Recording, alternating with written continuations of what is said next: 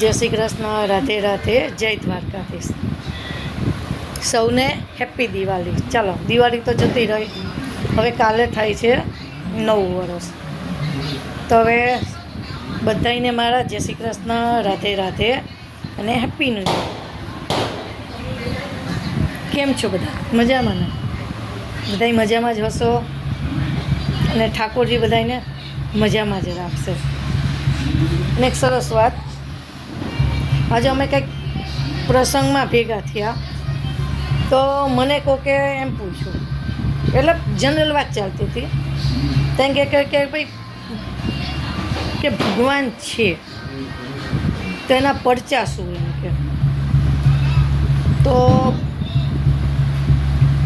કીધું કે ભાઈ જો અમુક કામ ધારીએ આપણે મનમાં કે ભાઈ મારે આ વસ્તુ કરવી છે, અને જ્યારે એ કામ અંધાર્યું થઈ જાય ત્યારે માનવું કે પ્રભુના પરચા છે. ને બીજી વાત કે આપણામાં છે ને એટલી તાકાત નથી કે આપણે આપણા પરિવારનું ભરણ પોષણ કરી શકીએ.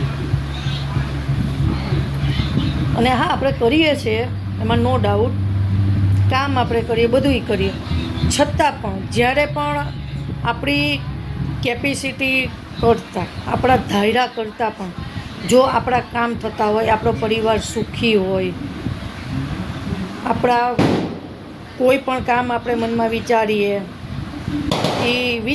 આપણે, અને એ બધું પૂરું કરે આપણા ઈશ્વર. જો તમારો પરિવાર સુખી છે, તમને એવી કાંઈ આમ બહુ તકલીફ નથી પડતી, તો આપણે બીજો એનાથી મોટામાં મોટો પરચો જોઈએ છે કે ભાઈ પ્રભુ છે, પરચા છે. આપણા જ ઘરનો દાખલો છે ને, આપણો જ છે કે ભાઈ જ્યારે આપણા ઘરનું ભરણ પોષણ સરસ રીતે થતું હોય, બધાય ખર્ચા આપણાથી થતા હોય, બધુંય આપણું થતું હોય, કામ પૂરું, જ્યારે દ્વારકાધીશ આપણા કામ પૂરા કરતા હોય પ્રભુ, એનાથી મોટો દુનિયામાં બીજો કોઈ પરચો છે જ નહીં. એમ સાચી વાત કે ખોટી વાત? બરોબર ને? રાધે રાધે, જય દ્વારકાધીશ.